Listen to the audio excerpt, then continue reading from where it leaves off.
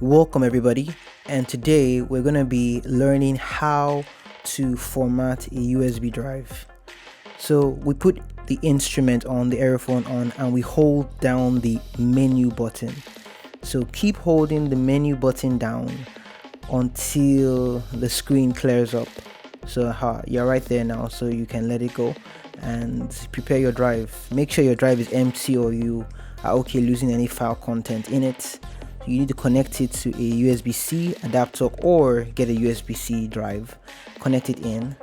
Note that if this doesn't work, you might want to reformat the drive to FAT32 or FAT on the FAT format on the Macs. So if it doesn't work, try another format. Scroll all the way to the end, go to USB memory format. Are you sure? Press the menu button and let it work.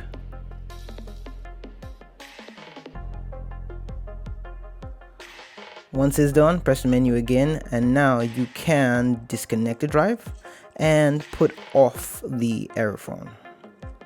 Your drive is formatted and you can go on to do other things like updating the firmware or installing new sounds.